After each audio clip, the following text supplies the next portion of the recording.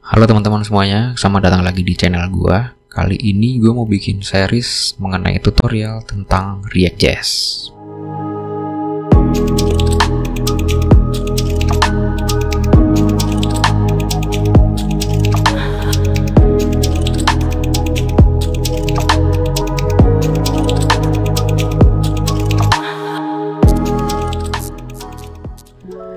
Oke, jadi di series ini bakal gue bagi-bagi dalam beberapa video nanti, tergantung sama topiknya antara apaan gitu. Karena gue sendiri jujur lebih seneng kalau per video itu ngebahasnya atau ngejelasinnya satu topik aja gitu ya, biar fokus gitu.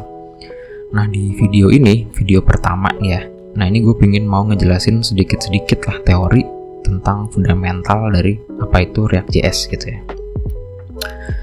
Nah, jadi React.js ini adalah sebuah library JavaScript yang digunakan untuk ngebuat UI atau tampilan dari sebuah website gitu ya. Nah, atau bahasa IT-nya itu front end. Nah, jadi kalau di website itu kan ada front end, ada back end. Nah, si React.js ini adalah library JavaScript yang digunakan untuk membuat front end gitu ya. Nah, di mana user nanti bisa langsung berinteraksi dengan aplikasi atau website kita gitu kan. Misalnya user mau ngeklik tombol ke profile gitu, dia ngeklik tombol itu, klik dia langsung ke halaman itu. Atau misalnya mau melakukan action tertentu, nah itu tugasnya seorang front end gitu ya, user interface-nya gitu, yang digunakan secara langsung sama si user.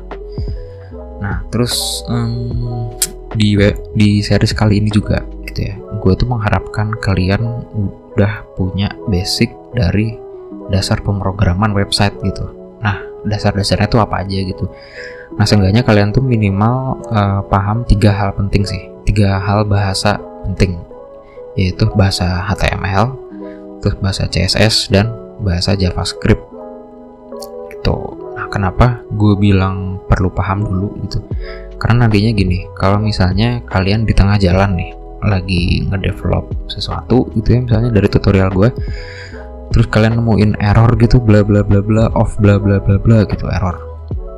Nah mungkin itu sebenarnya adalah error JavaScript cuy gitu. Cuman karena kalian nggak paham dari fundamentalnya JavaScript gitu kan, jadi kalian tuh bingung gitu error apa gitu. Padahal sebenarnya itu tuh error yang receh banget lah gitu sebenarnya dari si JavaScriptnya gitu. Nah kalau kalian udah paham JavaScript, HTML, CSS, nah itu menjadi benefit buat kalian gitu ya. Jadi lebih cepat lah debugnya gitu loh. Oh ada error ini, oh ini mah error JavaScript-nya gitu, udah langsung tahu gitu. Nah gitu. Nah terus gue juga mau ngejelasin ini sih. Mungkin dari kalian juga banyak yang masih bingung kan, apa itu library gitu kan, apa itu framework gitu. Library itu apaan sih bang? Perpustakaan. Framework kerangka gitu kan. So what's the point gitu kan? Nggak jelas gitu maksudnya. Di internet juga simpang siur gitu library framework. Nah cuman gue di sini pingin ngejelasin apa ya, secara bahasa awamnya lah gitu ya, menganalogikannya secara awam. Jadi kalian bayangin kayak gini nih, kalian bayangin ada orang yang lagi pingin bangun sebuah gedung gitu ya. Nah di negara Cina gitu ya, itu udah ada teknologi di mana lantainya itu udah prefabricated atau udah bikinan pabrik lah gitu. Jadi udah tinggal pasang-pasang aja gitu. Jadi misalnya nih, gue pengen bikin lantai 2 itu khusus lantai sarana olahraga gitu. Nah nanti dari pabriknya itu udah dibikinin tuh, udah dicetak. Ini lantai ini speknya khusus sarana olahraga. Udah dibikin di pabrik, dikirim ke lapangan, udah tinggal pasang. Gitu kan, tinggal pasang. Lantai 3 gue pengen ini, dibikinin pabrik, tinggal pasang. Nah itulah yang namanya framework gitu ya, kurang lebih gambarnya kayak gitu. Nah terus kalau library itu gimana gitu kan, ibaratnya kayak gini, kalian itu cuman dikasih tools yang lebih mentahnya lagi.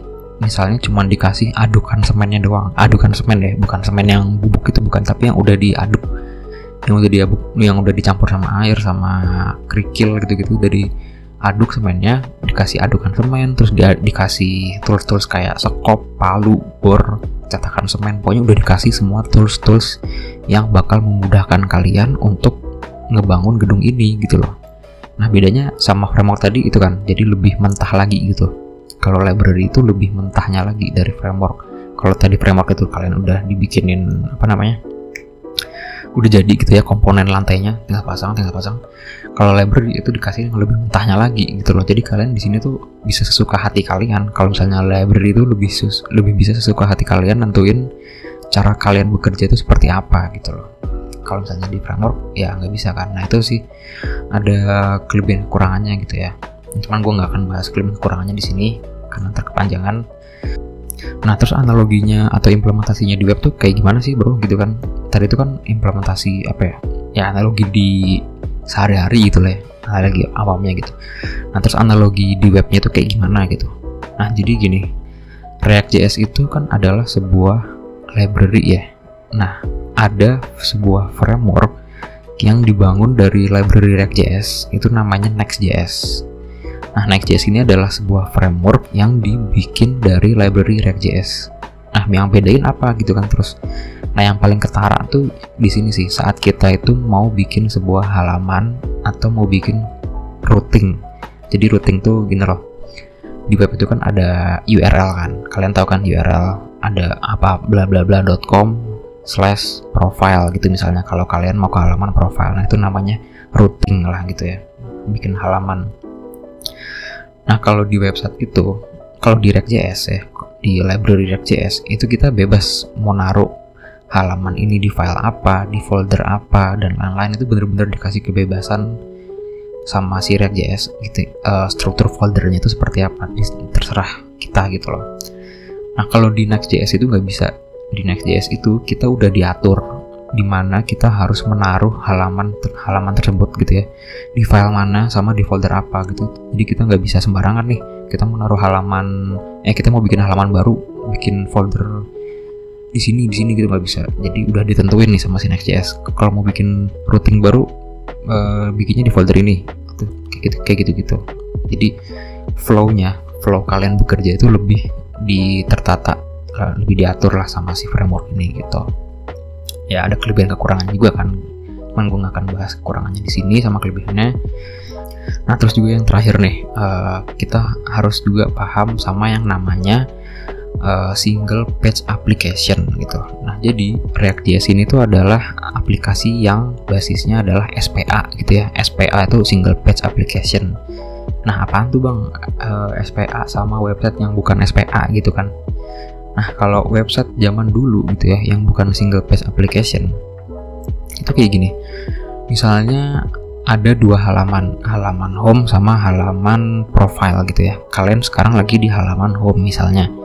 Terus kalian klik tombol profile nih untuk menuju halaman profile. Nah ketika kalian klik halaman profile gitu ya, klik, itu nanti di browser kalian akan loading kan, loading muter-muter gitu. Nah itu loading itu adalah si browser kita itu lagi ngambil halaman profile.html ke server gitu loh, lagi nyari gitu loh, mana nih halaman profile gitu buat nanti ditampilin di browser. Nah itu namanya website yang bukan SPA gitu, bukan single page application. Nah kalau single page application itu cuman satu file dokumen, cuman satu file index.html doang gitu. Kalau tadi kan ada dua kan, ada index.html sama profile HTML. Kalau ini cuma satu doang cuy, index.html doang gitu.